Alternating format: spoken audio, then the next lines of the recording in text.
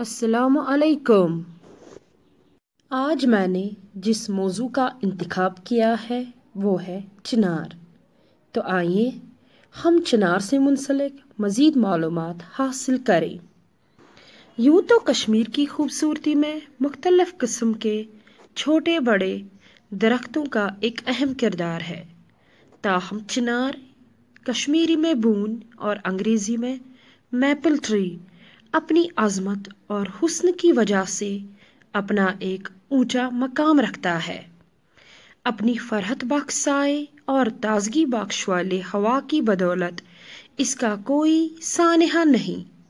لمبی لمبی شاخوں، انسانی پنجوں سے مشابہت پتوں، دراز قد، تنے کی موٹائی اور مضبوط لکڑی والا یہ عظیم و شاندار درخت ہماری وادی کی شناخت بن گیا ہے۔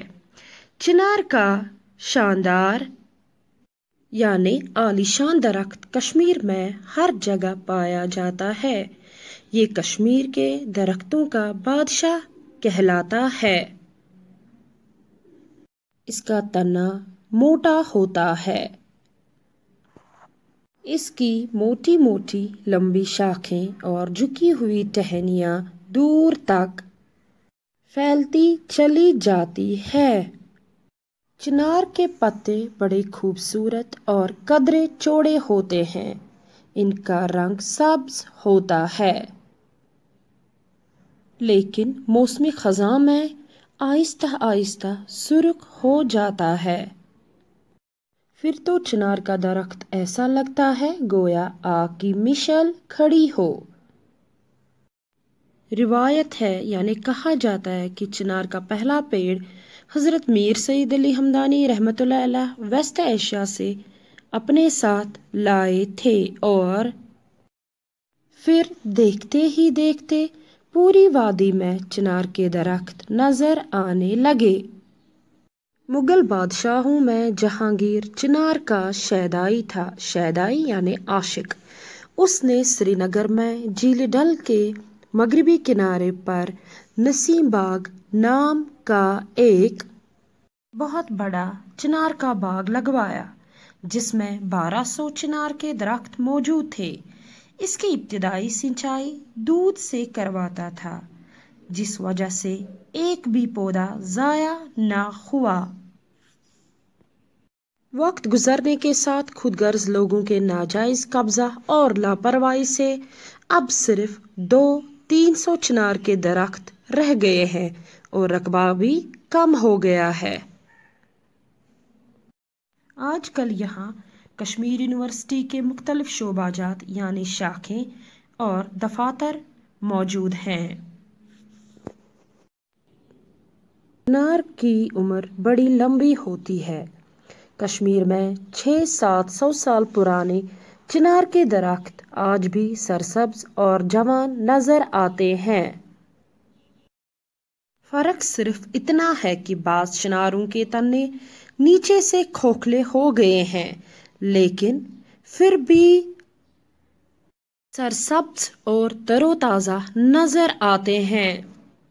چنار کے پتے قدرت نے اس قدر خوبصورت بنائے ہیں کہ کشمیر کی ہر دستکاری میں اس کا نقش خوبصورتی اور سجاوٹ کی علامت بن گیا ہے۔ شال بافی، نمدہ اور گبہ سازی، قالین بافی، پیپر ماشی، تلہ دوزی، اخروٹ کی لکڑی پر کھدائی، تانبے اور چاندی کے برتنوں میں کندہ کاری یعنی نقش و نگار میں چنار کے پتے کا نقش پھولوں سے زیادہ دلکش نظر آتا ہے۔ چنار بہت بڑا سایہ دار درخت ہے۔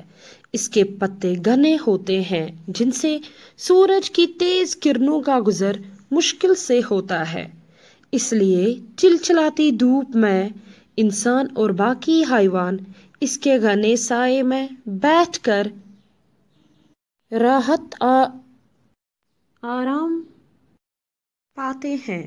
موسم خزاں میں جب یہ پتے گرنے شروع ہوتے ہیں تو لوگ ان کو جمع کر کے ڈھیر بناتے ہیں اور جلا کر سردیوں کے لیے کانگڑیوں کا کوئلہ تیار کرتے ہیں۔ یہ ہمارے ماحول کو صاف و پاک کرنے میں مدد دیتا ہے۔ ماہرین کا کہنا ہے کہ چنار کا ایک درخت ایک مہینے میں 200 سلنڈر آکسیجن خارج کر کے اتنی ہی مقدار میں کاربن ڈائی آکسائیڈ جذب کرتا ہے۔ اگر ہوا میں آکسیجن نہ ہو اور کاربن ڈائی آکسائیڈ کی مقدار بڑھ جائے تو تمام جاندار مر جائیں گے۔ جب کبھی انسان کی غفلت سے یہ شاندار درخت سوکھ جاتا ہے یا کسی اہم وجہ سے اس کو کاٹا جاتا ہے تو کئی 100 کوئنٹل لکڑی حاصل ہوتی ہے۔ اس کی لکڑی سخت اور مضبوط ہوتی ہے۔ اس لکڑی سے ہم گھریلو استعمال کے لیے چھوٹی بڑی چیزیں بناتے ہیں۔ کچھ لوگ تعمیرات میں بھی استعمال کرتے ہیں اور باقی لکڑی جلانے کے کام آتی ہے۔ اس کی لکڑی سے نہایت عمدہ اور اعلیٰ پایہ کا پلائی ووڈ تیار کیا جاتا ہے۔ قدرت نے نر اور مادہ 2 قسم کے چنار پیدا کیے ہیں۔ دیکھنے میں کوئی خاص فرق نظر نہیں آتا، البتہ مادہ چنار کی ٹہنیاں زیادہ جھکی ہوئی اور ٹیڑھی میڑھی ہوتی ہیں۔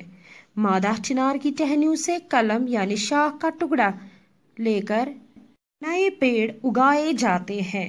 بچوں، چنار کا درخت جب تک کھڑا رہتا ہے برابر ہمارے ماحول کو صاف کرتا رہتا ہے۔ گرمیوں میں اپنے گھنے ٹھنڈے سائے سے راحت یعنی آرام بخشتا ہے۔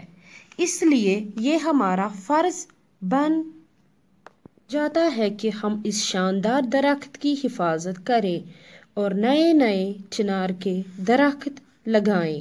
حضرت میر سید علی ہمدانی رحمۃ اللہ علیہ ایک بلند پایہ ولی خدا، عالم دین، مبلغ یعنی تبلیغ کرنے والا، مصلح یعنی اصلاح کرنے والا، باذوق شاعر اور سیاح یعنی سیر کرنے والے تھے۔ آپ رحمۃ اللہ علیہ ہمدان کے رہنے والے تھے۔ کشمیر میں اسلام کی تبلیغ کے لیے آپ نے 3 بار کشمیر کا دورہ کیا۔ صنعت و حرفت کو فروغ دینے کے لیے اپنے ساتھ سینکڑوں کاریگر اور ہنرمند یعنی ہنر جاننے والے لا کر یہاں بسائے، جو دین کی باتیں سکھانے کے علاوہ لوگوں کو مختلف ہنر بھی سکھاتے تھے۔ کشمیر کے لوگ اپنے اس محسن کو عقیدت یعنی اعتقاد و احترام سے شاہ ہمدان رحمۃ اللہ علیہ اور امیر کبیر یعنی بڑا بزرگ رحمۃ اللہ علیہ کے ناموں سے یاد کرتے ہیں۔